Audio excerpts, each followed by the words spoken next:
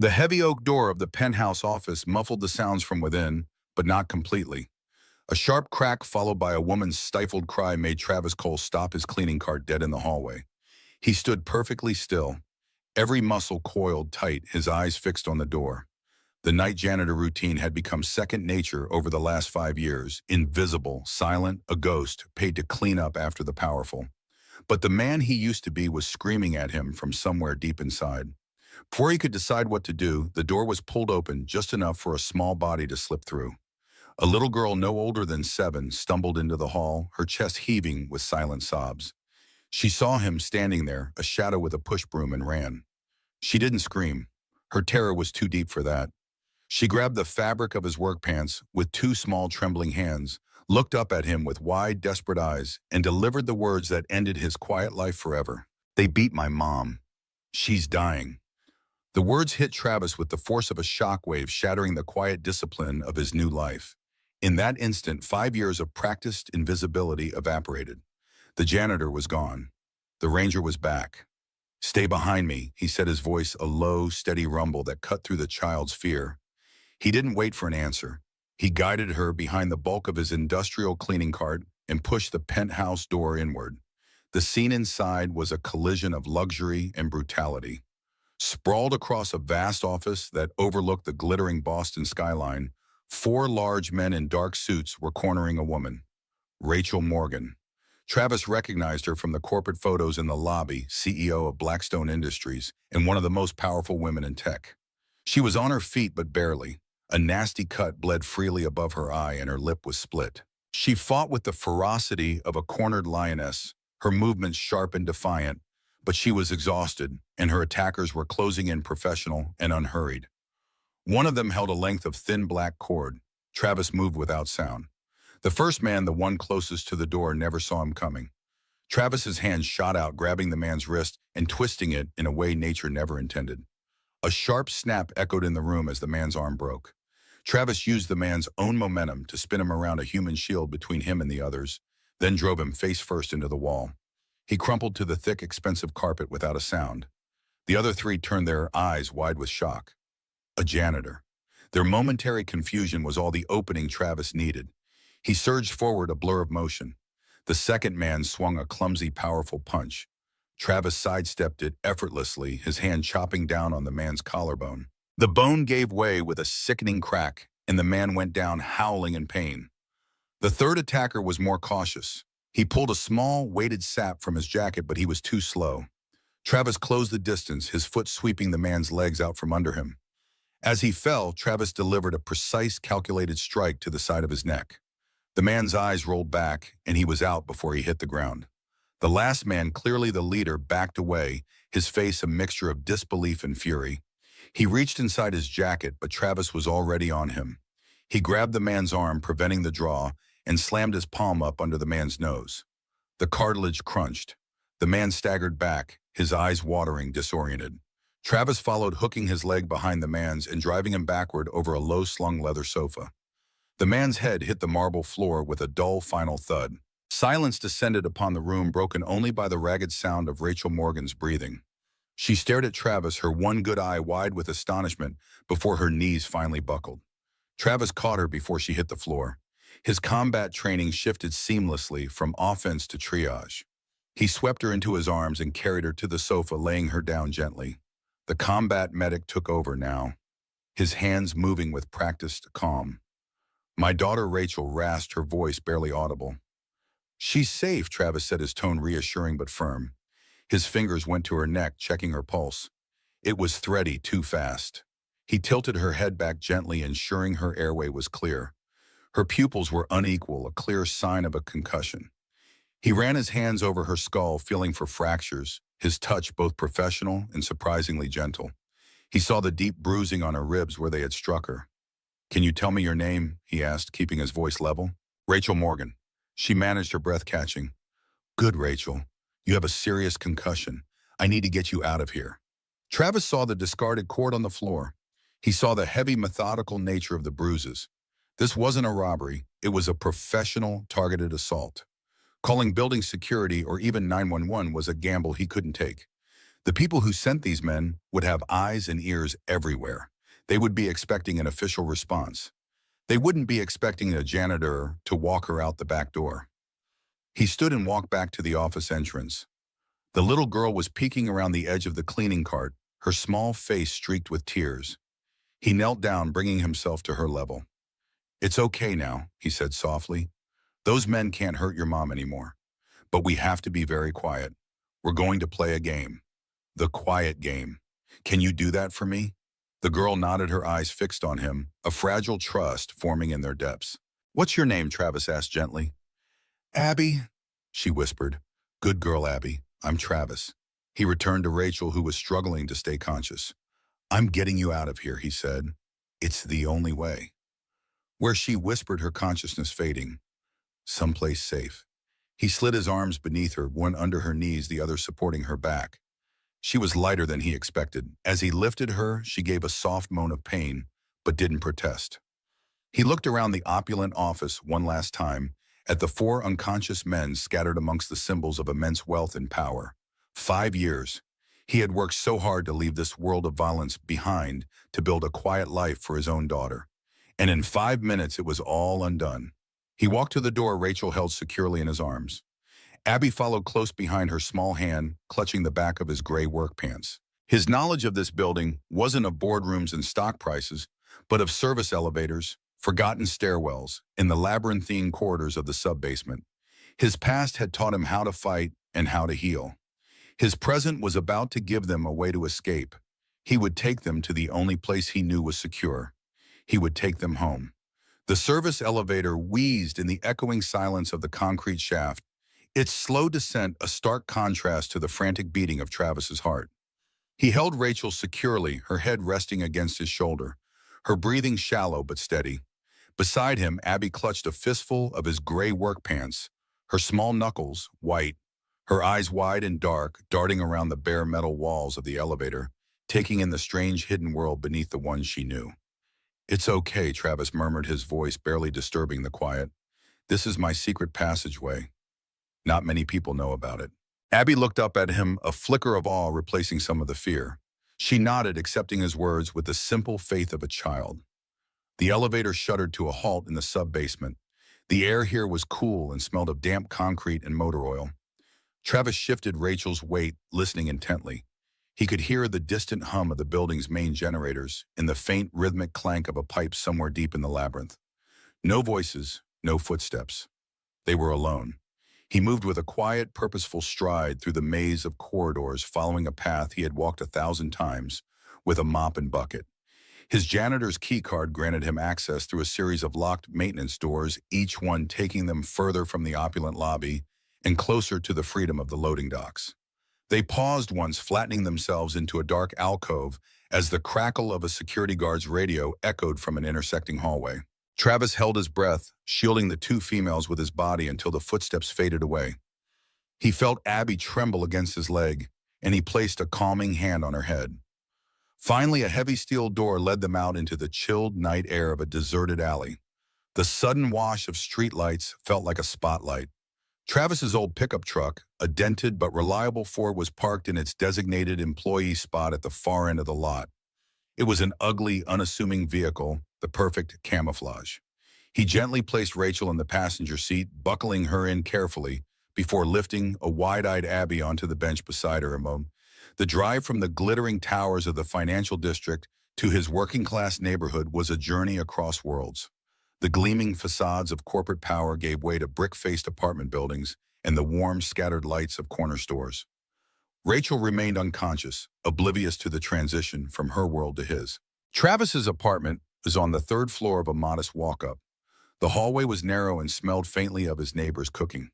He balanced Rachel in one arm while fumbling for his keys, Abby, and the weight of the world on his shoulders. He pushed the door open to a scene of comforting domesticity. The living room was small but tidy, dominated by a large, overflowing bookshelf and a comfortable-looking armchair. The television was playing a cartoon at low volume. His 9-year-old daughter, Riley, was sitting on the floor showing a picture book to Mrs. Gable, their elderly, kind-hearted babysitter. They both looked up as he entered. Mrs. Gable's warm smile faltered, replaced by a gasp of shock. Riley's eyes grew wide as she saw the unconscious woman in her father's arms and the terrified little girl hiding behind him. Travis, my heavens, what happened? Mrs. Gable exclaimed, rising to her feet. There was an accident at work, Travis said, his voice calm and even betraying none of the adrenaline still coursing through him. He carried Rachel past them down the short hallway to his own bedroom. She fell. She needs help. He laid Rachel down on his bed, the simple quilt, a stark contrast to the expensive silk of her blouse. Riley crept to the doorway of the bedroom, her expression a mixture of fear and concern. Daddy, is she okay? Travis came back and knelt in front of his daughter, placing his hands on her shoulders. She's hurt, sweetie, but she's going to be okay. I need you to be a big girl for me right now. Can you do that? Riley nodded solemnly. This is Abby, he said, gently guiding the other girl forward. She's very scared. I need you to help me look after her. Riley's gaze softened as she looked at the younger girl. She gave Abby a small, shy smile and held out her hand. Hi, Abby. I'm Riley. Do you want to see my drawings? Abby hesitated for a moment, then let go of Travis's pants and took Riley's hand. Travis turned to Mrs. Gable, pulling his wallet from his back pocket. Thank you for staying late, Martha. I'm sorry to rush you out. He pressed twice her usual payment into her hand. But Travis, should we call an ambulance? She whispered, her eyes full of concern. No, he said firmly. I've already checked her over. I have some training. A hospital is the last thing she needs right now. Please, Martha, I can handle this. I just need you to go home and not mention this to anyone. It's very important. Mrs. Gable looked from Travis's steady, serious face to the two little girls now sitting side by side on the rug. She had known him since Riley was a toddler. She trusted him. She gave a slow, reluctant nod. All right, dear. If you're sure, call me if you need anything at all. After she left, Travis locked the door, sliding the deadbolt and chain into place. The sound echoed in the quiet apartment. He retrieved a large professional-grade medical kit from the back of his closet, a ghost from his old life, and returned to the bedroom. He worked under the soft glow of a bedside lamp, cleaning and dressing the cut on Rachel's forehead. He checked her ribs, relieved to find them bruised, not broken. The concussion was his main concern. He carefully monitored her breathing and pulse's focus absolute. He was so absorbed in his work that he didn't notice Rachel's eyelids flutter open. Her vision was blurry, swimming in and out of focus. She saw the unfamiliar pattern of a ceiling, the soft yellow light. A man was leaning over her, his touch surprisingly gentle as he taped a bandage to her head. Panic, cold and sharp, seized her. She tried to push herself up, a strangled cry escaping her lips. Travis's hands came up, open and pacifying. Easy. You're safe. Just lie still. Her unfocused eyes tried to place him. The cheap plaid shirt, the worn lines on his face, the quiet authority in his voice. This wasn't a doctor. This wasn't a hospital. The last thing she remembered was pain and the face of one of the men snarling at her. Where am I? She whispered, her voice a raw, broken thing. Who are you? Travis's calm voice cut through the fog of Rachel's panic.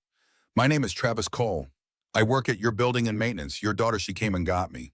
The words seemed to hang in the air, nonsensical. Her daughter, Abby. The memory crashed back into her. The office, the men, their cold eyes, the brutal, shocking pain. Abby's scream, Abby? She gasped, her heart seizing. Where is my daughter? Is she all right? She's right here. She's safe, Travis assured her. He turned his head. Riley, can you bring Abby in here for a minute? A moment later, two small figures appeared in the doorway. Riley, a girl with her father's serious eyes, stood slightly in front, holding Abby's hand. Abby herself looked small and lost in the unfamiliar hallway, but she was unharmed. Her eyes lit up when she saw her mother was awake. Mommy, she rushed to the bedside. Oh, baby. Rachel breathed tears of relief, blurring her already hazy vision. She reached out her hand, trembling, and brushed Abby's hair back from her forehead. Seeing her child whole and unharmed was the only thing that mattered. It was an anchor in the swirling chaos of her mind. It was the first thing that made her believe she might actually be safe. She looked from her daughter's face to the man standing calmly by the bed. Travis Cole, the janitor. She had seen him before, a fleeting presence in the hallways late at night when she was working. A man in a gray uniform, someone she had never given a second thought. Now the memory of him moving through her office, a silent, brutally efficient force of nature, clashed with the image of the quiet father in this humble apartment. You saved us, she said, the realization dawning. I did what anyone would have. He deflected his gaze steady. No, she said, her voice gaining a sliver of its usual strength. No, they don't. She looked down at her bandaged hands at the dull ache spreading through her body. Why didn't you call the police and ambulance? Because the men who attacked you weren't common criminals, Travis said, simply, his voice low so the children wouldn't overhear. They were professionals. People like that don't work for someone who can't control the aftermath. Calling 911 would have been like sending up a flare. They'd have known exactly where you were.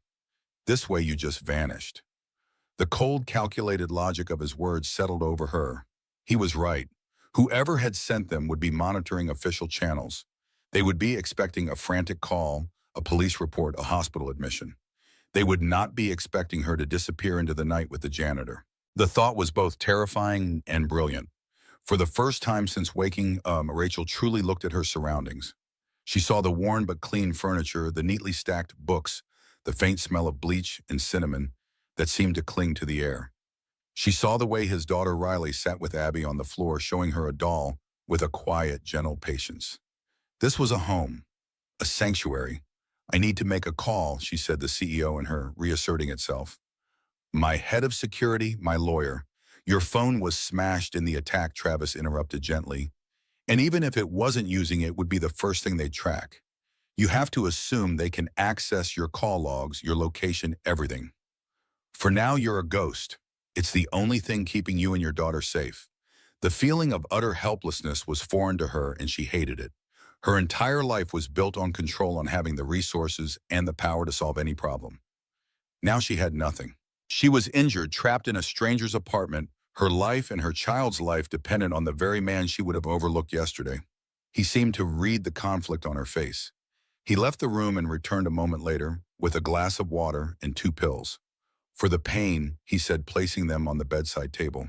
You have a severe concussion, Rachel, and badly bruised ribs. You need to rest. The sound of her first name from his lips felt strangely intimate, yet his tone was nothing but professional. He was a medic tending to a patient. She watched his hands as he adjusted the pillow behind her back. They were strong, calloused, but his movements were deft and sure. There was a confidence in him, a stillness she had only ever seen in the most disciplined and powerful men. But his power wasn't loud or boastful. It was a quiet, unshakable core. She lay back, the exhaustion washing over her in waves. Her mind raced, trying to piece together the events, the argument on the phone, the sudden violent entry of the men. Their cold, determined faces. They weren't there to rob her. They were there for her. And there was only one person in the world with the resources and the utter ruthlessness to order an attack like that. One person who had been trying to control her for months, whose proposals had become more like threats with each refusal. Victor Chambers, she whispered the name, tasting like poison on her tongue. Travis, who had been quietly watching her from the doorway, gave a single slow nod. The name clearly meant nothing to him, but the look on her face told him everything he needed to know. She had just identified the monster in the dark. He won't stop. Rachel said, a new wave of fear washing over her. He's not just going to let me disappear. He will hunt me down. Let him hunt, Travis said, his voice a low, steady anchor in her storm. He's looking for a CEO. He won't think to look for her in a janitor's apartment. The words hung in the air between them, a simple truth that gave her the first real hope since the attack. She took the pills he'd offered, swallowing them with a small sip of water. She watched as he gently guided the 2 girls out of the room, promising a late-night snack and a cartoon before bed. Left alone, Rachel studied the bedroom. It was spartanly furnished but meticulously clean. A framed photo on the dresser caught her eye. A younger Travis, his arm around a pretty woman with auburn hair. Between them, a toddler-aged Riley laughing as she was hoisted onto her father's shoulders. They looked so happy, so complete. A family. When Travis returned, she was fighting to keep her eyes open. Your wife, she asked, nodding toward the photo. A flicker of something crossed his face, pain memory. Acceptance. Sarah, he said simply. She passed away. Cancer. 5 years ago. I'm sorry, Rachel murmured. She hesitated, then asked, were you always a janitor? Travis smiled faintly. No, I was a ranger, Army, special operations, combat medic. The pieces clicked into place. The swift, efficient violence. The medical, knowledge, the tactical thinking. She should have been terrified to be in the home of a man with such capacity for violence, yet she'd never felt safer. You gave it all up. He glanced toward the hallway where the sounds of the girls' laughter could be heard. Riley needed a father, not a ghost who called once a month from halfway around the world. I came home to be with Sarah at the end. After she passed, the old job didn't make sense anymore. His simple, powerful declaration of love for his daughter struck a chord deep within Rachel. Her own life was a whirlwind of board meetings, international flights, and shareholder calls. She had nannies, drivers, tutors, an entire staff to manage Abby's life because she was so rarely present herself. In that moment, she felt a pang of something that felt dangerously close to envy for this man's simple, purposeful life. Rest now, he said, moving toward the door. We can talk more in the morning. Travis, she called softly as he reached for the light switch. Thank you for saving us. For this. He gave a short nod, his expression unreadable in the shadows. Get some sleep, Rachel. You're going to need your strength. As he turned off the light, Rachel felt the medication beginning to take effect, dulling the edges of her pain. Despite the danger, despite the uncertainty, she felt herself drifting towards sleep. The last thing she heard before unconsciousness claimed her was the low rumble of Travis's voice in the living room, patiently answering Riley's questions, and Abby's small, hesitant laughter. In the living room, Travis made the girls hot chocolate with tiny marshmallows, a special treat reserved for extraordinary nights. And this night certainly qualified. He watched as Riley, with all the self-assured confidence of a 9-year-old, took charge of entertaining Abby. His daughter had always been precocious, old beyond her years. Sometimes he worried about that, worried that losing her mother so young had forced her to grow up too fast. But in moments like this, seeing her natural kindness, he felt a surge of pride so strong it nearly choked him. They settled on the couch, the girls wrapped in a shared blanket, watching a cartoon about princesses that Riley had technically outgrown, but still secretly loved. Travis moved around the apartment, checking the locks, drawing the blinds tight, his mind churning through scenarios, options, contingencies. When the cartoon ended, he tucked the girls into Riley's bed. His daughter's room was small but bright, with walls painted a cheerful yellow. Sarah had done that in the final months of her pregnancy. She'd insisted their baby needed a sunny room to match the joy she'd bring. She'd been right about that, at least. Daddy, Riley whispered as he turned to leave. Is that lady in trouble? Travis paused, choosing his words carefully. Yes, sweetheart, she is. But we're going to help her, like how Mom's friends helped us. After Travis felt a tightness in his chest. After Sarah died, their community had rallied. Neighbors with casseroles, church members with offers of childcare, Sarah's friends taking Riley for play dates to give him time to grieve. Simple, vital kindnesses that had kept him afloat when he was drowning. Exactly like that, he said softly. Everyone needs help sometimes. Riley nodded sagely. Then we definitely have to help them. Travis brushed a kiss across her forehead, then did the same for a surprised but pleased Abby. Get some sleep, you two. Big day tomorrow. After the girls were settled, Travis made a final check of the apartment. He pulled the heavy medical kit onto the kitchen table and inventoried its contents, meticulously replacing what he'd used on Rachel. Then he retrieved a smaller, more sinister case from beneath a loose floorboard or under the living room bookshelf. The metal lockbox contained a Glock 19, unregistered, untraceable, a ghost from his former life. He checked it efficiently, loaded it, and placed it in a concealed holster at the small of his back. He wouldn't be sleeping tonight. Instead, he settled into the armchair with a clear line of sight to both the front door and the hallway leading to the bedrooms. From the pocket of his janitor's uniform, he pulled out Rachel's smashed phone. The screen was shattered, but the device itself might still function. He pried off the back cover and removed the battery, eliminating any possibility of it being tracked remotely. Travis rubbed a hand across his face, feeling the day's stubble. 5 years of carefully constructed normalcy. 5 years of school drop-offs and packed lunches. Of being just Travis the janitor, Riley's dad, Sarah's widower.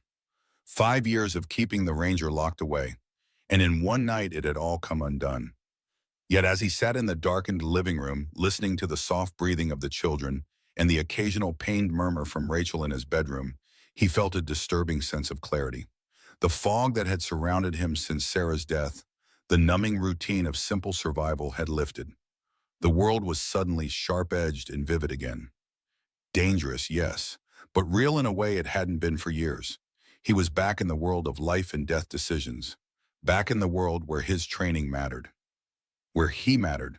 God help him, but a small part of him had missed this. Dawn found Travis in the same position, alert despite the sleepless night. He made coffee and was scrambling eggs when Riley padded into the kitchen, her hair tousled from sleep, Abby trailing shyly behind her. "Morning, Daddy," Riley said, climbing onto a stool at the counter. "Is the lady still here?" "Her name is Rachel," Travis corrected gently. "And yes, she's still asleep." "How did you two sleep?" "Abby had a bad dream," Riley informed him solemnly. "I told her it was okay to be scared, but that you would keep us safe because you're the strongest daddy in the world." Travis felt a stab of guilt. Riley's unwavering faith in him was both a blessing and a burden. What would happen to that faith if he failed, if he couldn't protect them all? "Thank you for looking after Abby," he said, setting plates of eggs in front of them. "You're being a very good friend." Riley preened at the praise while Abby picked at her food, her eyes darting nervously toward the hallway. "Can I see my mom?" she asked in a small voice. Travis knelt in front of her, his voice gentle but honest. "Your mom needs to rest right now, Abby. The men who hurt her, they hit her head pretty hard. But she's going to be okay. I promise. And you can see her very soon." Abby nodded, seemingly satisfied with his answer. She turned her attention back to her eggs, hunger finally winning out over fear. As the girls ate, Travis's mind was working, planning their next moves. They couldn't stay here indefinitely. His apartment would be the first place they'd look once they identified him from building security footage. They needed somewhere else to go, somewhere off the grid. And they needed to understand exactly what they were up against. When Rachel awakened, Travis explained that they would need to move as soon as possible. The apartment wasn't safe. He couldn't be sure how long it would take Chambers' men to track them here, but he knew they would. Men like that always did. Rachel was stronger this morning, despite the vivid bruising that had blossomed across her face overnight. She sat at Travis's kitchen table, cradling a cup of coffee, watching as Abby played with Riley in the living room. "Tell me about Victor Chambers," Travis said, sitting across from her. "Everything you know." Rachel's face hardened. "Victor Chambers is a tech billionaire with delusions of grandeur.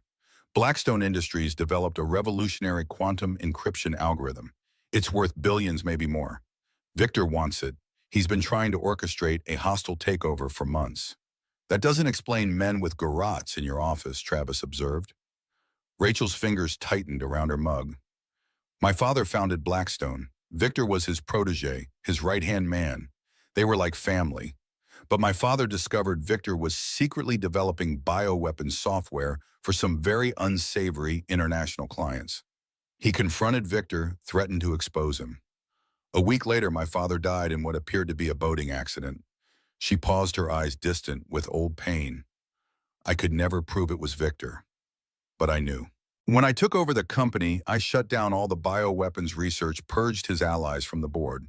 He spent the last 5 years trying to get back what he thinks I stole from him. The encryption algorithm is just the latest battleground, and the most valuable," Travis guessed. Rachel nodded grimly. "With it, he can protect his illicit operations from any government oversight. Without it, he's vulnerable. And Victor hates being vulnerable. That's why he sent professionals," Travis said. "It wasn't just business. It was personal. Very personal." Rachel agreed. Her gaze drifted to Abby, who was laughing as Riley showed her how to build a fort from sofa cushions. "He knew I'd give him anything to protect her. That's why he brought her to the office last night against our usual custody arrangement. He wanted her there. He wanted me to know exactly what was at stake." The cold calculation of it made Travis's blood run cold. "You think he's still watching the building?" Rachel's smile was bitter. "Victor doesn't just watch buildings, Travis. He watches police scanners, hospital admissions, credit card transactions. He has people inside the NYPD, the FBI, probably half the security firms in the city. When he discovers I'm not dead in my office, he'll tear the city apart looking for me. For us." Travis processed this, his military mind calculating odds, resources, vulnerabilities. They were outgunned, outmanned, facing an enemy with seemingly unlimited resources. But he'd faced worse odds in Afghanistan and Iraq. There was always a way. The landline phone on the wall jangled, a harsh, intrusive sound in the quiet apartment. Travis's body went still. He looked at the phone, then at Rachel. He hadn't used that line in months. He picked up the receiver, his eyes watchful. Hello? There was a brief pause on the other end, just long enough to be unnerving. Then a smooth, cold voice spoke. Is a Mr. Miller there, no? Travis replied, his voice level. You have the wrong number. My apologies, the voice said, and the line went dead. Travis slowly placed the receiver back in its cradle. He didn't need to explain. Rachel understood. It was a probing call, a test. They had his name from the employee files. They had his address. And now they had his number. They were casting their net. He walked to the window, peering cautiously through a slit in the blinds. Across the street, a black sedan was parked. It wasn't flashy, but it was out of place in his neighborhood of aging family cars and work vans. Two men sat inside, their faces obscured, but their purpose was unmistakable. They were watching. Travis stepped back from the window, the quiet calm in his demeanor replaced by a hardened focus. The sanctuary was breached. Their time here was over. They found us, Rachel stated, her voice trembling slightly. They found the janitor, Travis corrected, his voice dangerously quiet. They have no idea who they're dealing with, not yet. He looked at their daughters playing peacefully on the floor, completely unaware of the wolves circling outside. Pack a bag, we're leaving. There was no time for debate, no room for fear. Travis moved with an urgency that was both terrifying and deeply reassuring. Riley, pack your school bag, your favorite book, your drawing pad, and the warmest sweater you have. Nothing else, he commanded gently. He then turned to Rachel. There's a small duffel bag in my closet. Put anything you can find for you and Abby in it. 5 minutes. While they scrambled to follow his orders, Travis worked. He took a cheap prepaid burner phone from a drawer, a relic of a past he never truly shed, and dialed a local pizza place. He ordered 2 large pepperoni pizzas to his address, giving his apartment number clearly and asking for the driver to call him from the lobby. A simple classic diversion. The men in the sedan would be watching the front entrance, waiting for a delivery boy, expecting the ordinary. They would never be looking at the rusty fire escape at the back of the building. From a locked footlocker under his bed, he pulled a tightly packed canvas bag, his go bag. It was heavy with essentials he hadn't needed in 5 years, but had never discarded. Cash, a multi-tool, a high-powered flashlight, a water purification kit, and a far more comprehensive medical kit than the one he kept in the closet. The sight of it was like seeing a ghost. Time to go, he said, his voice low. The apartment's back window led to the fire escape. It overlooked a dingy alleyway filled with overflowing dumpsters. It was a 3-story drop down a series of narrow, rickety metal stairs. Abby whimpered at the sight of it, her small hands clutching Rachel's leg. I can't, she whispered, shaking her head. Rachel knelt, her own fear masked by a sudden fierce maternal calm. Yes, you can, sweetie. It's a game, a secret mission. We have to be spies and not let the bad guys see us. Travis was already out on the platform, his footing sure on the groaning metal. He turned and held his arms out for Abby. I've got you, he said, his voice a steady promise. I will not let you fall. After a moment of hesitation, Abby let her mother guide her into Travis's strong arms. He held her securely against his chest and started down, moving with a fluid, practiced grace. Rachel handed him the duffel bag and then helped Riley, who was trying her best to be brave, through the window. Rachel was last, her movements clumsy from her injuries, her heart pounding with a mixture of pain and adrenaline. When her foot slipped on a patch of wet metal, Travis's hand was instantly there, his grip like iron on her arm, steadying her. For a heartbeat, their eyes met in the dim light of the alley. A shared moment of fear, trust, and reliance. They reached the bottom just as they heard the pizza delivery guy buzzing the front door of the building. A perfect distraction. Travis led them through a maze of back alleys he knew, as well as the hallways of Blackstone Tower. Each turn took them further from the watch street, deeper into the city's anonymous arteries. They boarded a city bus, 4 quiet shadows amidst the early morning commuters, and rode it 10 stops before getting off and melting into another neighborhood. An hour later, they stood before a locked, graffiti-covered garage. Travis keyed in a code, and the door rumbled open, revealing not a car, but a dusty, powerful-looking motorcycle with a sidecar attached. It's not ideal, Travis said, anticipating Rachel's question. But it's not registered to me, and it's the last thing they'll be looking for. Riley surprisingly beamed. Wow, Daddy. The ride was cold and loud. Travis drove the motorcycle. Rachel sat behind him, her arms wrapped around his waist for stability, a position of startling intimacy. The two girls huddled together under a thick blanket in the sidecar, their heads tucked down against the wind. They drove for 2 hours, leaving the city lights far behind, climbing into the dark pine-covered mountains that bordered the state. Finally, they turned down a long, unpaved road, the motorcycle's headlight cutting a lone path through the dense forest. They came to a stop before a small, rustic cabin, barely visible in the darkness. It was utterly isolated. "My wife's grandfather built this place," Travis explained, his voice softer now. "We used to come up here to get away from everything." Inside the cabin was one large room with a stone fireplace, a small kitchen, and a sleeping loft. It was filled with the ghosts of a happy life, faded photographs on the mantelpiece, a stack of old board games, a handmade rocking chair. It was the complete opposite of Rachel's cold minimalist penthouse. This was a home built of love, not just wood. The exhaustion of the last 24 hours hit them all at once. The girls, worn out from fear and travel, fell asleep almost instantly on the bunk beds in the loft. The adrenaline finally drained from Rachel's body, leaving behind a deep bone-weary ache. She stood by the large picture window, looking out at the black, impenetrable wall of trees. Travis came to stand beside her, a respectful distance between them. The only sound was the gentle crackle of the fire he had just started in the hearth. They were safe for now, a tiny island of warmth and light in an ocean of darkness. "We can't run forever, Travis," she said quietly, her voice barely a whisper. The question hung in the air, heavy and unspoken. The fear was gone, replaced by a cold, simmering anger. She was done being a victim. "What do we do now?" Travis's gaze followed Rachel's out the window into the vast, silent darkness of the forest. Her question, "What do we do now?" hung in the air, a challenge and a plea. For the first time since this ordeal began, he saw the CEO in her reemerge. Not in the form of demands or arrogance, but as a cool, analytical mind ready to face a problem head-on. "First," he said, turning from the window, his voice dropping into the quiet, authoritative tone of a mission briefing, "we make sure we're secure." Travis spent the next hour moving through the small cabin with a methodical purpose that Rachel found both fascinating and calming.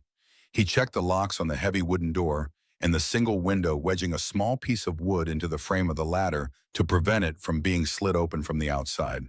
He walked the perimeter outside his dark form, disappearing into the trees, returning minutes later with a report. "One road in, and we can see it from the loft window for half a mile. No close neighbors. The forest is too thick for an easy approach on foot. For now, this is a good position." He was no longer a janitor nor just a father. He was a protector surveying his territory. He returned to the fireplace where she stood, the warmth of the flames doing little to chase away her internal chill. "Now your turn," he said. "Tell me about this man, Victor Chambers. Not the businessman, the man. What are his weaknesses?" The question shifted the dynamic between them. He was deferring to her expertise, to her battlefield. For the next hour, she laid out the architecture of her enemy. Victor was brilliant, ambitious, and utterly immoral.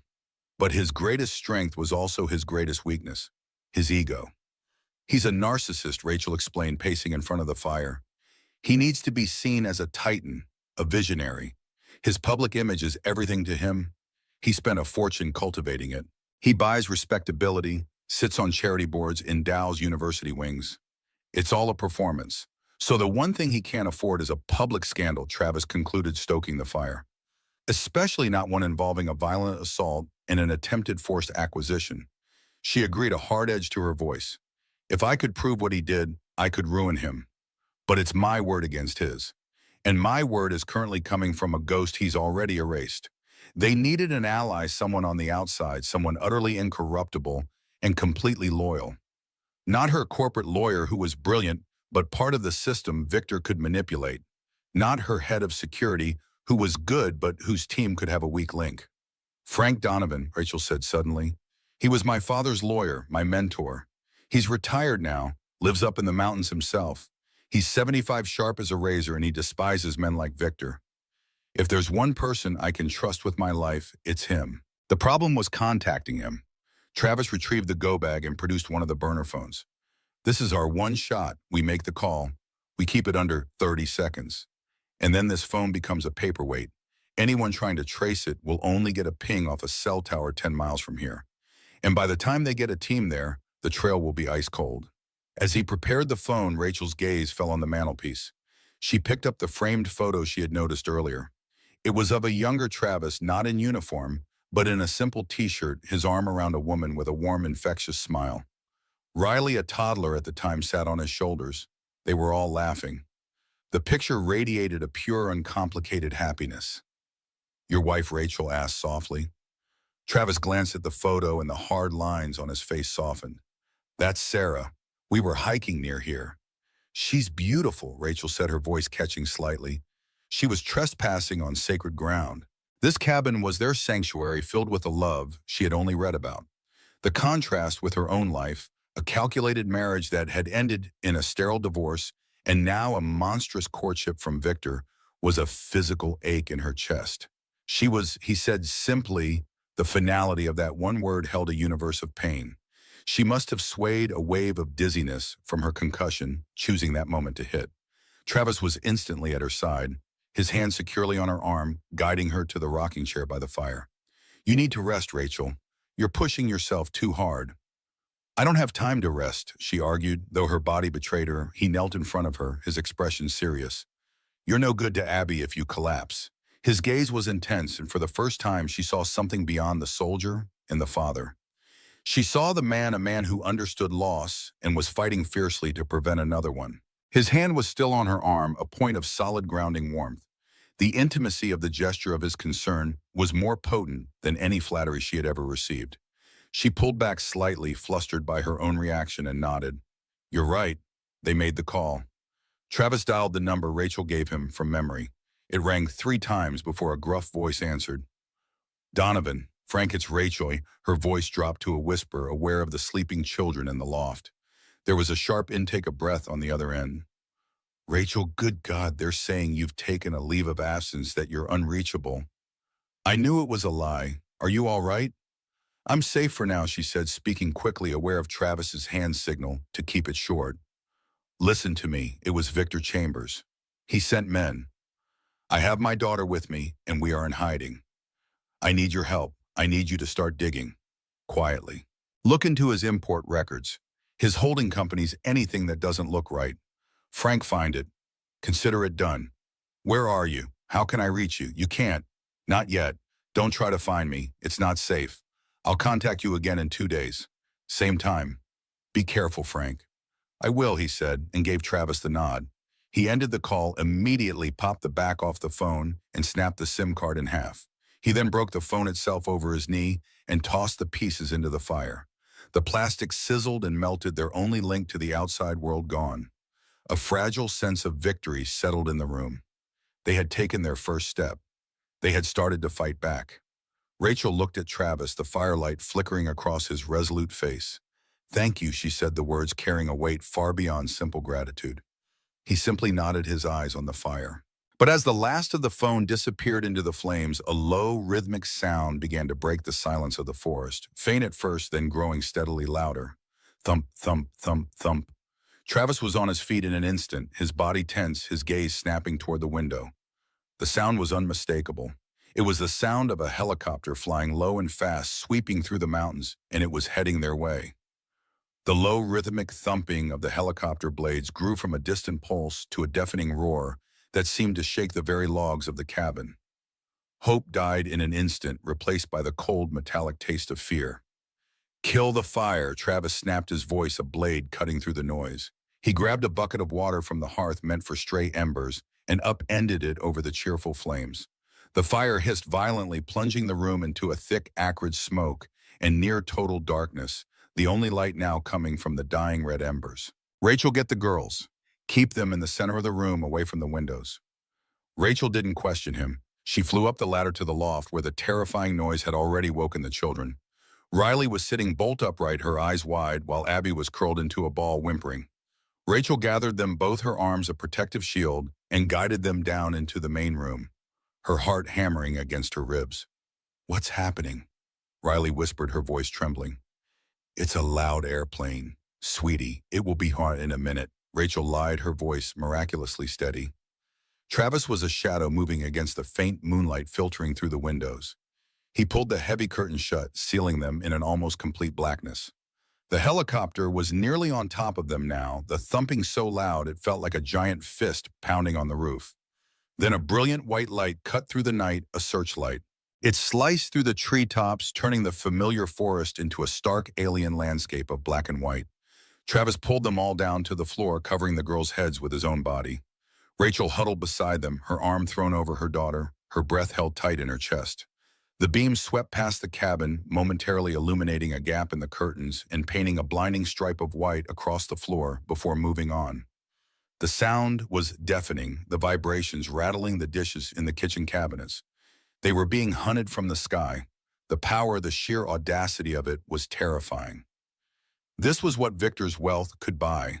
A private army, a helicopter, the ability to scour a mountain range in the dead of night as if looking for a lost pet. For what felt like an eternity, the helicopter circled its light, methodically sweeping the area. Rachel could feel Abby trembling uncontrollably beneath her. She squeezed her eyes shut, praying to a God she hadn't spoken to in years. She prayed for the light to stay away and for the sound to stop. She prayed for the quiet janitor who had become their only hope. Then as slowly as it arrived, the sound began to recede. The thumping grew fainter, the light disappearing over the next ridge. They stayed on the floor unmoving until the helicopter was nothing more than a distant, fading pulse, finally swallowed by the silence of the forest. The quiet that returned was heavier, more menacing than before. "Are they gone?" Riley whispered from under her father's arm. Travis didn't move for a full minute, listening. Finally, he relaxed his body, though the tension never left his shoulders. "For now," he said. He rose and went to the window, peering through the smallest of gaps. The forest was dark and still once more. The phone call, Rachel breathed the guilt of physical weight. He traced the call. "Oh God, Travis, I'm so sorry. I led him right to us. Stop," he said, his voice firm but not unkind as he turned from the window. "We both knew it was a risk. It was a move we had to make. We just underestimated his resources. His tech team is better than I thought." He came and knelt before the girls who were now clinging to Rachel. "That was the end of the game," he said softly. "You both did great. You were very brave spies." His praise seemed to calm them, their trembling subsiding slightly. He looked at Rachel over their heads, his eyes communicating a clear message. "The kids first, we panic later." Together they got the girls settled back in the loft, tucked under a pile of heavy quilts. Travis sat with them for a few minutes, his deep, calm voice telling them a quiet story about a clever fox who outsmarted a pack of wolves. Rachel watched him from the foot of the ladder, her heart aching with a complex mix of gratitude, fear, and a burgeoning admiration that was becoming harder and harder to ignore. He wasn't just their protector, he was their anchor. When he was sure they were asleep, he came back down. The dying embers of the fire cast long, dancing shadows around the room. "I was so scared," Rachel admitted, her voice barely audible. "Not for me. When that light came through the window, all I could think about was Abby." "I know," he said, his voice laced with a deep, weary understanding. "It's the only thing that matters." He looked toward the loft where his own daughter slept. "It's the only thing that's ever mattered." In the shared vulnerable silence, the space between them seemed to shrink. They were no longer a CEO and a janitor. They were two parents trapped in the same nightmare, bound by the same fierce primal need to protect their children. "We have to move," she said, stating the obvious. "We can't stay here." "No," he agreed. "That helicopter was a scout, a hunter flushing out its prey. The ground team will be next. They'll wait until dawn, maybe, to make their approach." A fragile, temporary relief washed over her. They had a few hours. "So we leave now?" she asked. In the dark, Travis was about to answer when his head snapped toward the window again. His body went rigid. He held up a hand, silencing her. He had heard something. She strained her ears, hearing nothing but the wind in the pines, and then she heard it too. It wasn't the sound of a helicopter. It was the crunch of tires on the gravel of the Wainemau unpaved road, a low, rumbling engine growing steadily closer. He moved to the window, his form melting into the shadows. He peered through the curtain for a long, tense moment before stepping back, his face grim, carved from stone in the faint moonlight. "It's too late," he said, his voice a low, dangerous whisper. "They're not waiting for dawn." He looked at her, and his eyes were the eyes of the ranger she'd seen in her office. A man preparing for a fight he had never wanted but would not run from. "They're here." The finality in Travis's voice was absolute. There was no escape. The fight had come to them. Rachel the loft now? He commanded, his voice a low whisper that somehow cut through the rising panic in the room. Take the girls, get in the far corner and stay down. Do not make a sound. As Rachel scrambled to obey, hurrying the two terrified children up the ladder, Travis moved with a chilling efficiency. He slid the heaviest piece of furniture in the cabin, a solid oak chest in front of the door, barricading it. He wasn't just blocking the entrance. He was creating a choke point. He moved to the stone fireplace, reaching deep into the chimney flue. His fingers found a loose stone and he pulled it free. From the dark cavity behind it, he withdrew a long, canvas-wrapped object. He laid it on the floor and unrolled the canvas to reveal a vintage bolt-action hunting rifle and a small box of cartridges. It was his father-in-law's, oiled and maintained with a muscle memory that had never left him. It wasn't the M4 he was trained on, but it was a weapon. It was an answer. He chambered around, the click-clack of the bolt echoing with terrifying loudness in the silent cabin. Outside, two vehicles crunched to a stop. Headlights sliced through the window curtains, sweeping across the room before the engines and lights were cut, plunging them back into darkness. Doors opened and closed. Muted voices carried on the night air. They were surrounding the house. Travis took up a position near the main window, using the small gap in the curtains as a peephole. He counted 4 men moving with professional ease, fanning out to cover the front and sides of the cabin. They were not the same thugs from the office. These men were better trained, their movements economical and sure. Victor had sent his A-team. From the loft, Rachel watched, her arms wrapped around the two girls who were huddled between her and the wall. She could see the top of Travis's head, the way he held the rifle with a practiced stillness that was both terrifying and the only source of hope she had. He wasn't a janitor playing hero. He was a soldier on his own territory. Then a voice cut through the night, amplified by a megaphone. It was calm, reasonable, and utterly reptilian. Rachel Morgan, my name is Rhodes. We know you're in there. We know you have the janitor and the 2 children with you. Mr. Chambers is a reasonable man. He wants you back unharmed. This doesn't need to get ugly. Send out the janitor and we can discuss the terms of your return.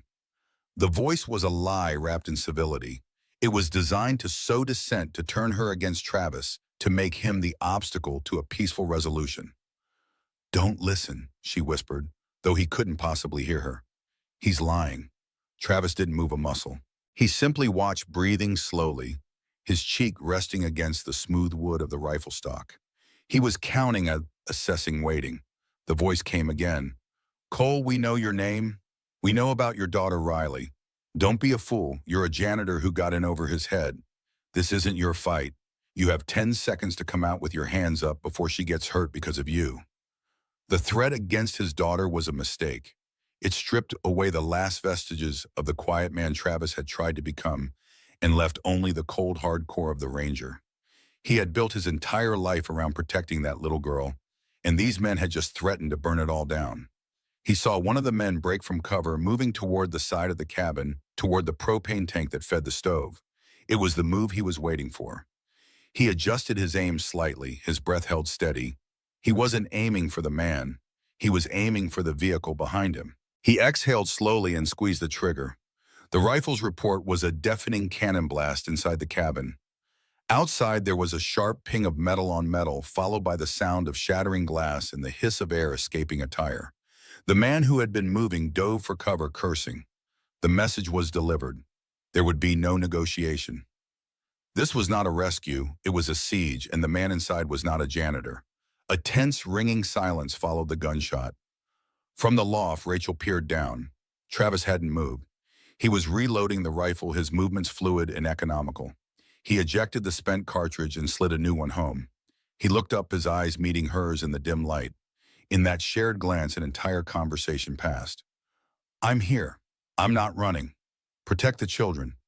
She gave him a single firm nod. We're ready. They were a unit now, bound by the desperate fight for their family. The men outside were silent for a long time. They knew they were facing someone with skills, someone who wouldn't be intimidated. Their approach would have to change. Travis's gaze swept the room, his eyes adjusting to the dark. He was thinking, planning his next move, when a new smell, faint at first, reached him. It was a sharp chemical odor cutting through the scent of pine and wood smoke. He moved to the front door, sniffing at the crack at the bottom. The smell was stronger there, acrid and unmistakable. Gasoline. He looked back up at Rachel, the grim realization dawning on both of them at the same time. They weren't being offered a deal. They were being given a death sentence. A new voice, the same cold one from the phone, drifted through the night. No megaphone this time, just a conversational yell. Last chance, Cole. Come out or we burn you out. The acrid smell of gasoline was the smell of a closing trap. There was no way out. Not through the door, not through the window. For a split second, Rachel felt a paralyzing despair. They were going to die here in this beautiful haunted cabin because of her. But Travis didn't deal in despair. He dealt in solutions. His eyes darted around the room, not looking for an escape, but for an opening the enemy hadn't considered. His gaze landed on the large circular bearskin rug in the center of the room. The cellar, he hissed, his voice tight with urgency. He kicked the rug aside, revealing a thick, recessed iron ring set into the floorboards. He hooked his fingers through it and heaved. A square section of the floor lifted up with a groan of old wood, revealing a black gaping hole in a steep wooden ladder descending into darkness. It smelled of damp earth and cold stone. Go, he ordered, pointing at Rachel. Take the girls. There's an old storm hatch at the far end. It comes up behind the woodpile. Go. Now. Just as he spoke, a shattering crash came from the main window. A glass bottle filled with flaming liquid, a Molotov cocktail, flew through the air and smashed against the stone fireplace. Flames erupted, licking instantly up the dry wooden walls. The heat was immediate, intense. Smoke began to billow through the room. The children were screaming now, their terror raw and unrestrained. Rachel, acting on pure maternal instinct, grabbed them both. It's okay, babies. We're going down the secret slide, she yelled over the roar of the fire, pulling them toward the gaping hole. Riley, trusting her father implicitly, went first, scrambling down the ladder without hesitation. But Abby was frozen, her eyes fixed on the growing inferno. Abby! Now, Rachel screamed. Travis scooped the little girl up and practically dropped her into Rachel's waiting arms in the cellar opening.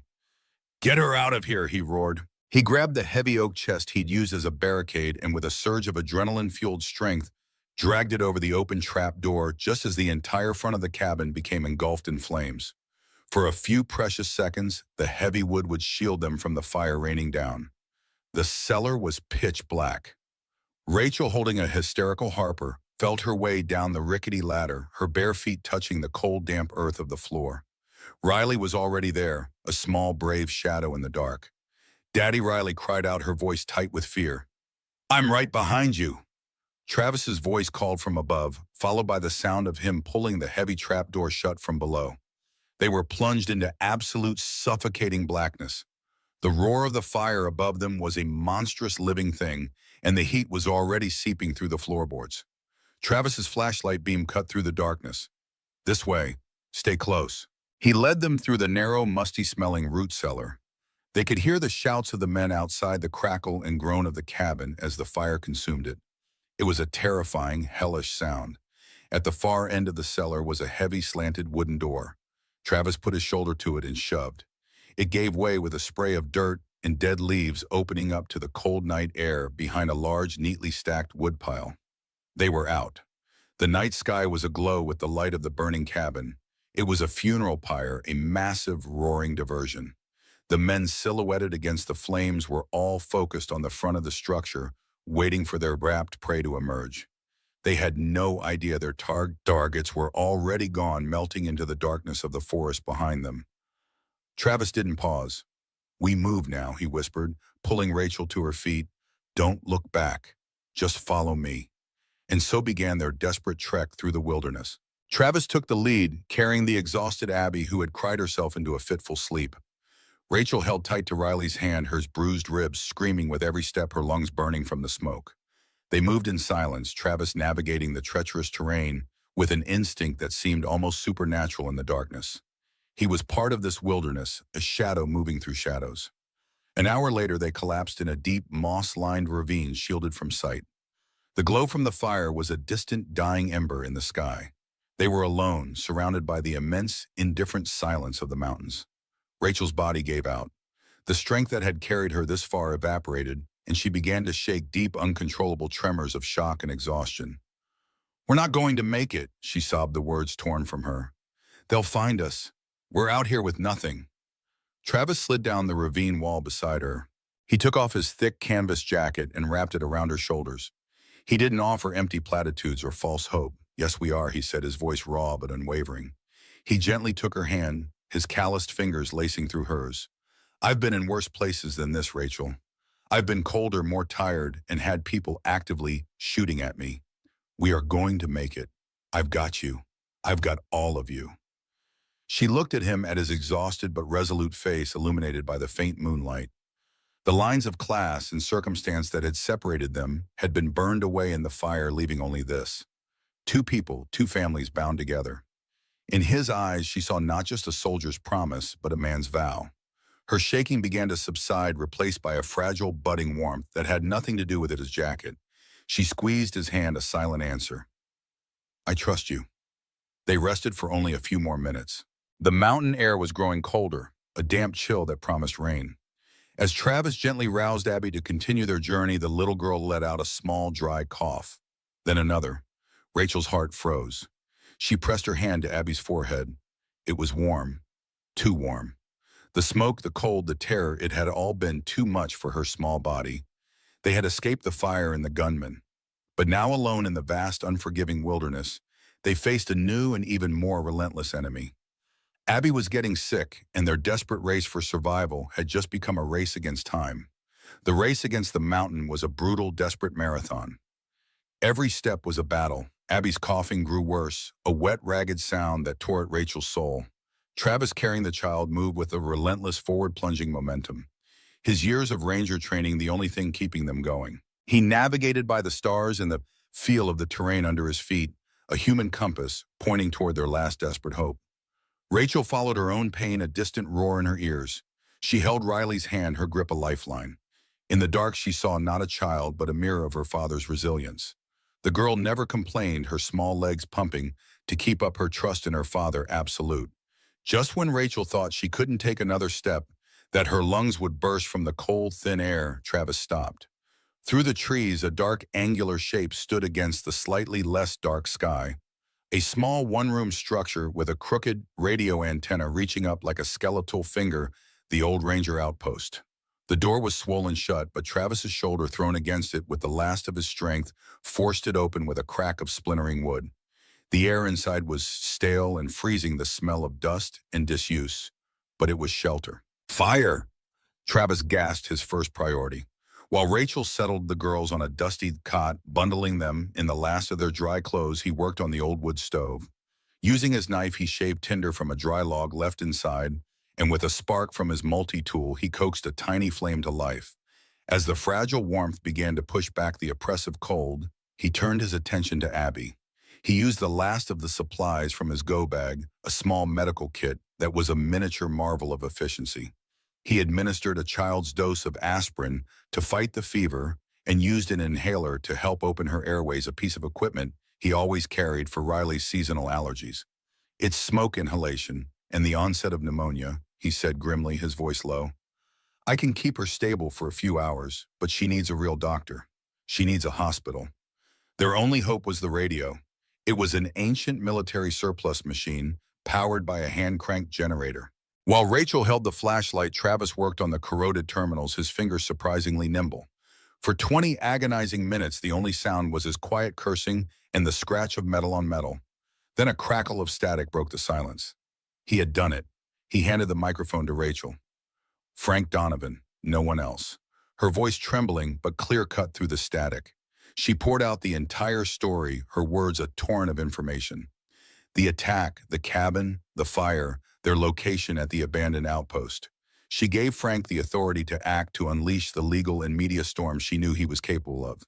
"He tried to kill me, Frank," she finished, her voice breaking with fury and exhaustion. "He tried to kill my daughter. Burn it all down. Everything he has, burn it to the ground." The line was silent for a long moment, and then her mentor's voice came back, no longer gruff, but cold as steel. "With pleasure." After the call, there was nothing left to do but wait. Exhausted beyond measure, they huddled together by the growing warmth of the stove. Travis wrapped his arm around Rachel, pulling her and the two sleeping girls closer. She leaned her head against his shoulder, the hard muscle, a comfort, a reality, in a world gone mad. The soldier, the CEO, the janitor, all of it fell away. They were just two people keeping their family warm in the dark. Help arrived with the first gray light of dawn. Not Victor's men, but the flashing red and blue lights of the state police led by a determined-looking Frank Donovan himself. A medical team airlifted a stable but weak Abby to the nearest hospital with Rachel right beside her. The weeks that followed were a blur of hospitals' legal statements and news reports. Frank's attack was surgical. Armed with Rachel's testimony and the evidence Travis's actions had preserved, he exposed Victor Chambers to the world. The story of the billionaire's monstrous obsession was a media firestorm. Faced with federal charges for attempted murder, kidnapping, and a dozen other crimes, Victor's empire built on a lie collapsed under the weight of his own evil. But the public's attention was not solely on Victor. The unlikely hero of the story captivated the media's imagination. Travis Cole, the quiet janitor with a hidden past. Despite his best efforts to remain anonymous, his identity leaked. Overnight, he became a symbol of ordinary courage, the embodiment of the quiet hero living among us. For Travis, the attention was unwanted, an invasive probing into a life he'd carefully constructed. Reporters camped outside his apartment building. Riley couldn't go to school without being followed. The sanctuary he'd built was shattered not by Victor's men, but by the voracious appetite of public interest. The irony wasn't lost on him. He'd faced down armed men without blinking, but the thought of a TV interview filled him with dread. His instinct was to run, to pull Riley out of school and disappear into another town, another life. But Rachel convinced him otherwise. Travis, she said, one evening visiting him at the safe house the FBI had arranged during the investigation, "You spent 5 years hiding who you are. Maybe it's time to stop." They sat in the bland, functional kitchen of the government-issue apartment, a place as anonymous as a hotel room, but with better security. Riley was in the next room chatting over video with Abby, who was still in the hospital, but improving daily. "I'm not hiding." Travis countered, his hands wrapped around a cooling mug of coffee. "I'm protecting my daughter." Rachel's gaze was steady, unflinching. From what? The truth about her father? That he's a hero, that he saves lives. Travis looked away, uncomfortable with the label. "I'm not a hero, Rachel. I did one thing one time because I had no choice." Rachel leaned forward, her voice lowered, though there was no one to overhear. "You didn't just save us in that office. You kept us alive in the woods. You got us to that ranger station. You knew exactly what to do every step of the way. That wasn't luck. That was who you are." Travis ran a hand over his face, the stubble rough against his palm. The truth was, he had felt more alive in those desperate days than he had in years. The clarity of purpose, the immediate consequences of each decision, it had awakened something in him he thought long dead. "What do you want from me, Rachel?" Her expression softened, vulnerability showing through her usual corporate armor. "I want you to stop punishing yourself for being good at what you do. I want you to see what I see: a man with extraordinary skills who deserves more than mopping floors at midnight." Travis felt a flicker of anger. "There's nothing wrong with honest work." Rachel reached across the table, her hand covering his. "Of course there isn't. But there's something wrong with wasting the gifts you have. The world needs people like you, Travis, not just in war zones. Here. Now."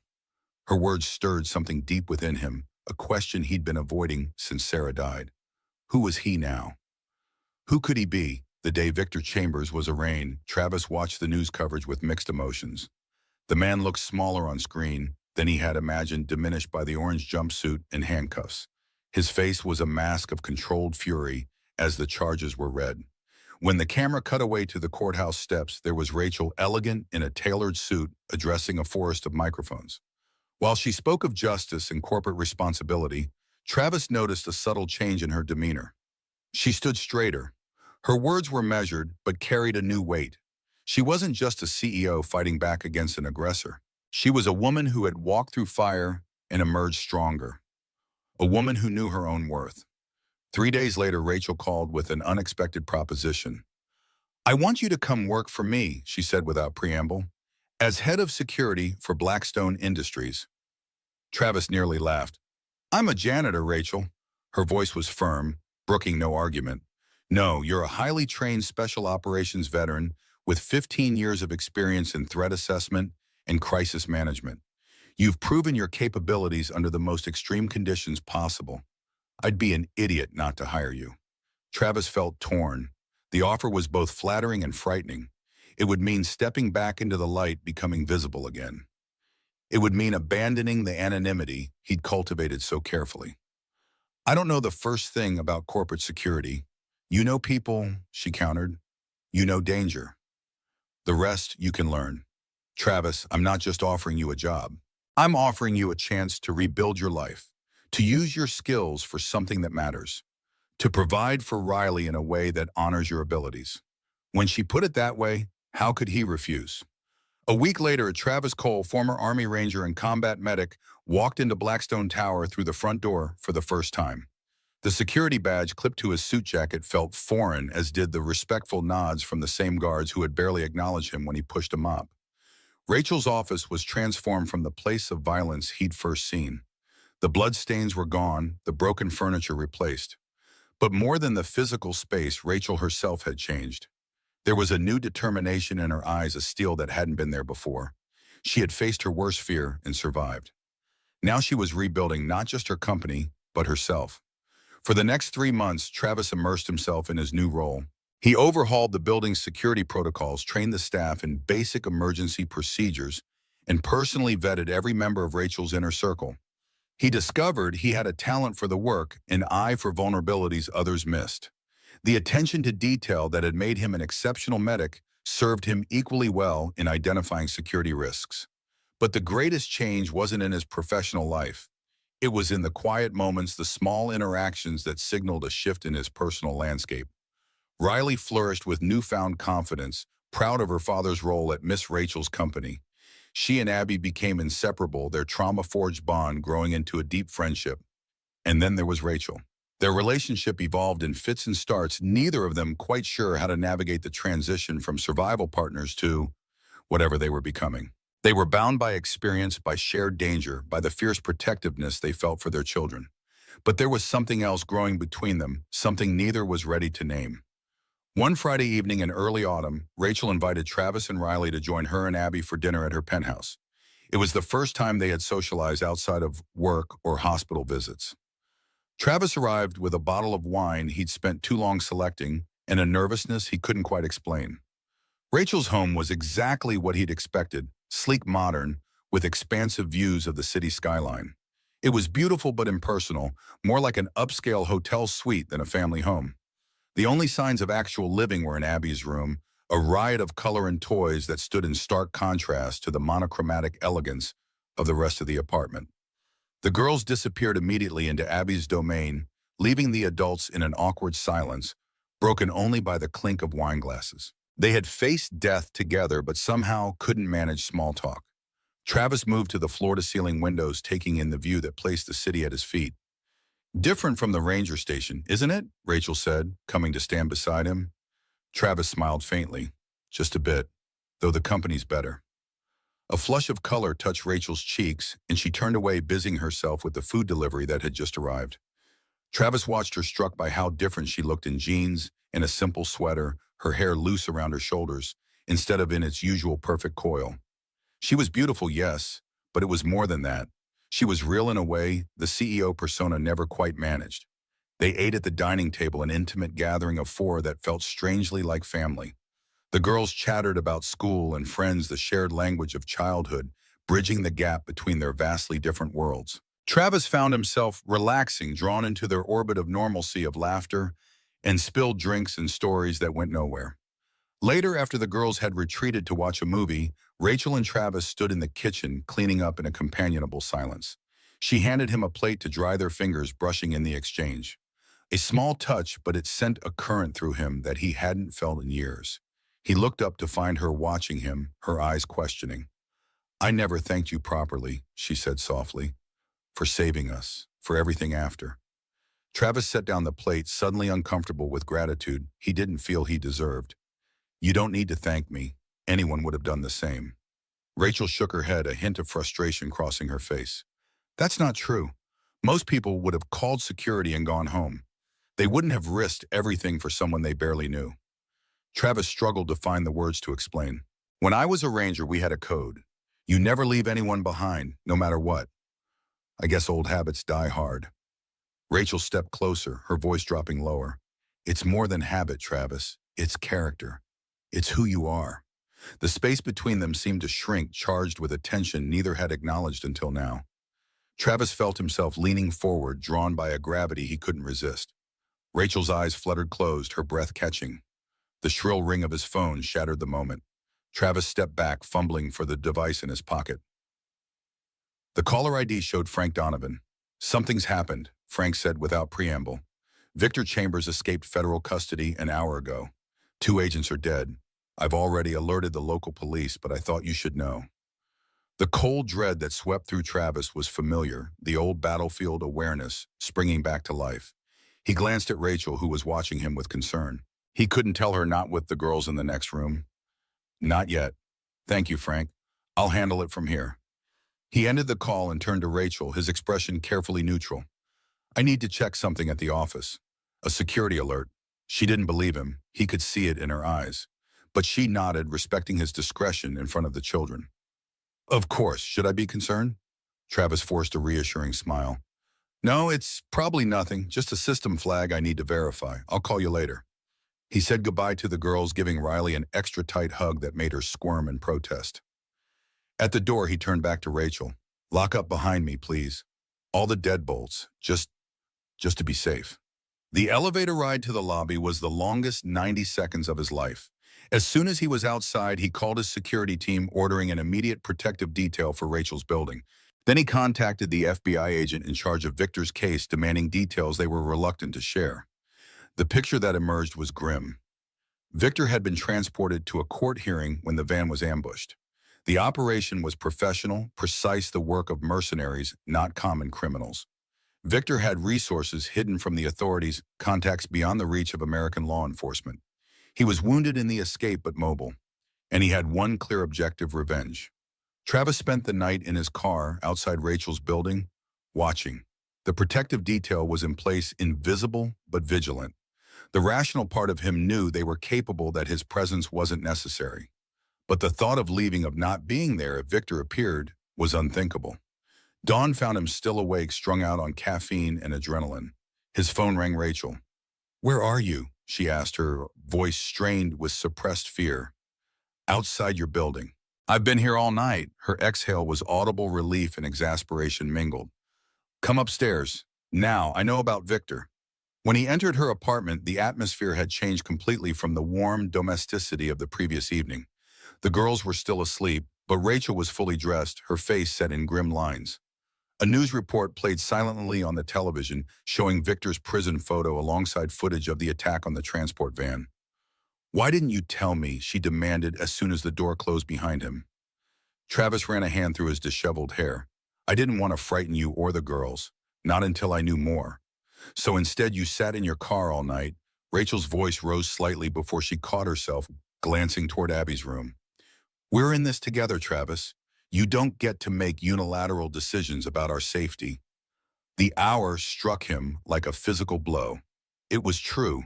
Whatever was happening between them, they were bound now. Their fates, their children's fates, were intertwined. "You're right," he conceded. "I'm sorry. Old habits." Her expression softened slightly. "What do we do now?" "We get you and the girls somewhere safe, somewhere he won't think to look." Rachel squared her shoulders, her CEO demeanor firmly in place. "No, I'm done running, done hiding. Victor Chambers has taken enough from me." Travis stepped closer, urgency in his voice. "Rachel, this isn't about pride or standing your ground. He's desperate. He has nothing left to lose. That makes him more dangerous than before." She met his gaze unflinchingly. "I understand that, but I also understand that I can't live my life in fear of this man." "Neither can Abby." Travis recognized the steel in her voice. It was the same determination that had carried her through the forest with broken ribs and a concussion. She wouldn't be swayed by fear alone. "Then let me set the terms of engagement," he said, shifting tactics. "Let me choose the battlefield. If he's coming for you, and he will, let's make sure it's on our terms, not his." A flicker of interest crossed Rachel's face. "What did you have in mind?" Over the next hour, as the city came alive around them, they formulated a plan. Rachel would maintain her normal routine work, home, public appearances, but with enhanced security. Travis would coordinate with the FBI, using Rachel as visible bait while keeping her actual exposure to danger minimal. Meanwhile, the children would be moved to a secure location protected around the clock. Rachel balked at the idea of separation from Abby, but Travis was adamant. It's temporary, he assured her. A few days at most. Victor will make his move quickly. He has to before the authorities close in. Promise me she'll be safe, Rachel said, her composure cracking for the first time. Travis took her hands, his grip firm and steady. I'd die before I let anything happen to either of our girls. There it was again, that unspoken acknowledgement of their shared stake in each other's lives. Our girls, our safety, our future. The words hung between them, meaningful and frightening in their implication. Later that day, Travis accompanied Riley and Abby to a secure FBI facility outside the city. He'd explained the situation as simply as he could, that a bad man had escaped prison and might try to hurt them, so they needed to stay with some police friends for a little while. Riley, with the uncanny perception of children, saw through his careful phrasing. It's the man who tried to hurt Miss Rachel, isn't it? The one from the cabin. Travis nodded, kneeling to her level. Yes, sweetheart, but this time we're ready for him. This time we're not running. Riley's expression grew serious, her young face suddenly so much like her mother's that Travis felt a physical ache in his chest. Are you going to fight him? The question was direct, honest, in a way only children can be. Travis didn't insult her intelligence with platitudes. If I have to keep you and Abby and Miss Rachel safe. Riley threw her arms around his neck, hugging him fiercely. You'll win, Daddy. You always win. Her faith in him was both buoying and terrifying. He held her close, breathing in the scent of her hair, imprinting this moment on his memory, a reminder of what he was fighting for. The trap was set. Rachel returned to her normal routine, though nothing about it was normal. She wore a concealed tracking device and kept an emergency transmitter with her at all times. Her schedule was carefully controlled, creating the illusion of vulnerability while minimizing actual risk. Travis coordinated everything from the Blackstone Security Center, a high-tech command post on the building's lower level. 3 days passed without incident. The FBI manhunt for Victor intensified. Airports, train stations, and borders were on high alert. His known associates were under surveillance. The net was tightening. On the fourth morning, Rachel had a breakfast meeting at an upscale hotel downtown. It was a calculated risk, a public appearance in a controlled environment. Travis insisted on driving her himself, unwilling to delegate her safety to anyone else. The meeting went smoothly, no sign of danger. As they left the hotel, Travis scanned the crowded sidewalk with practiced eyes, looking for anything out of place.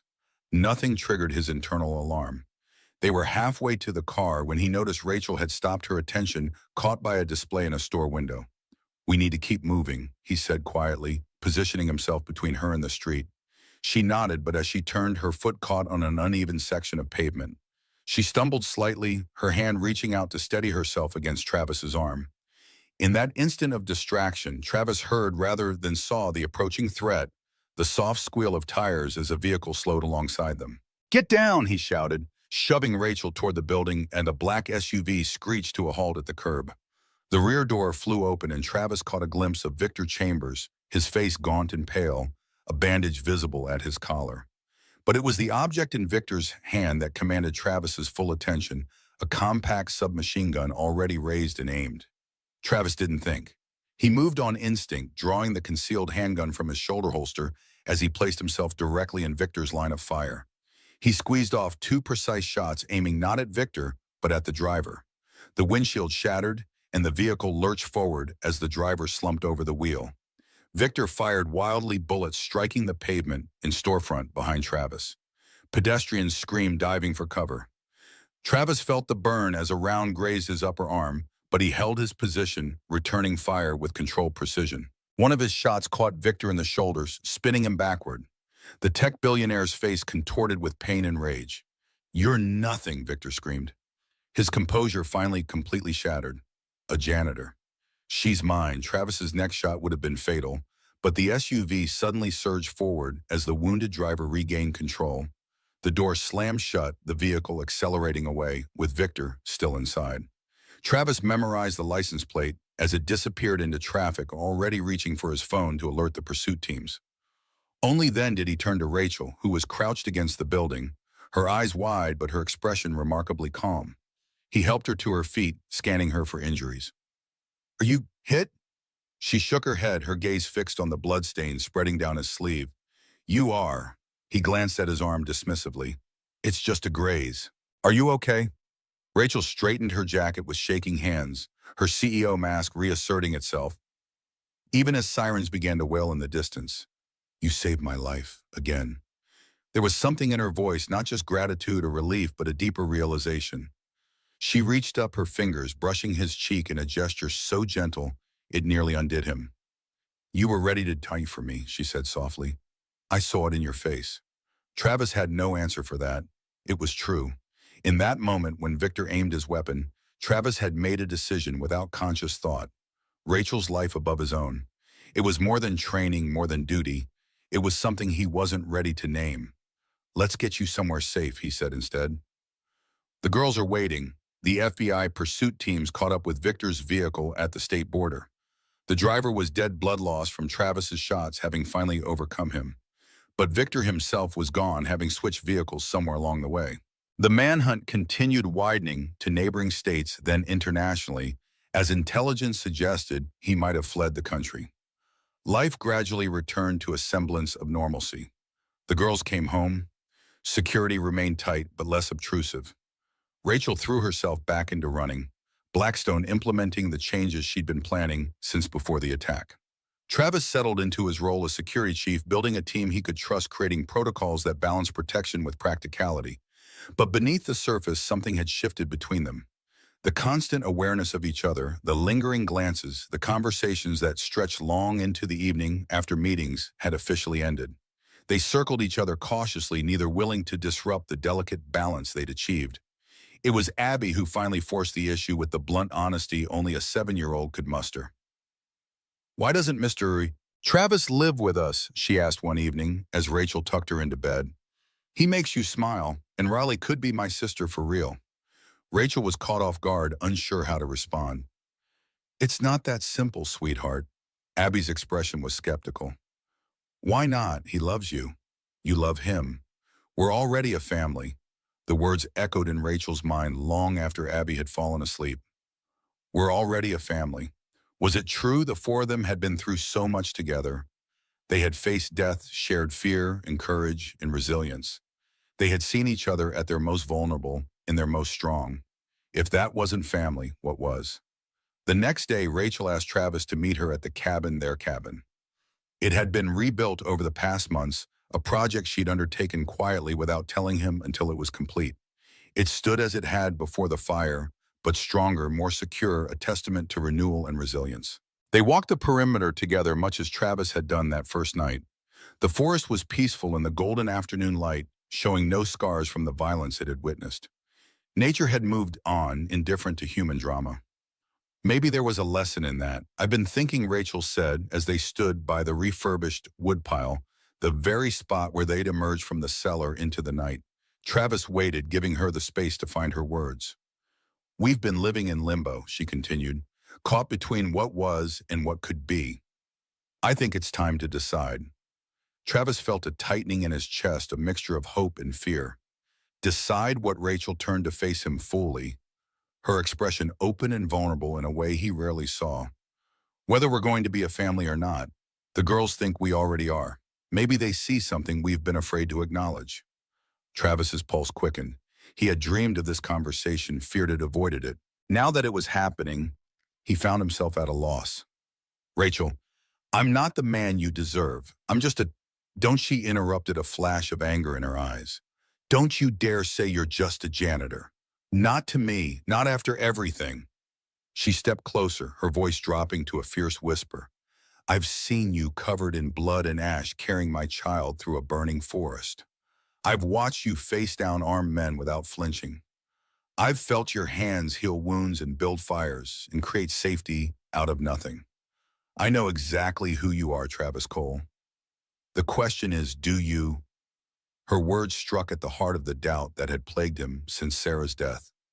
The feeling that he was somehow less than he had been, diminished by grief and ordinary life. I don't know if I can be what you need, he admitted, the truth finally forcing its way out. Your world is so different from mine. Rachel's laugh was unexpected, a burst of genuine amusement.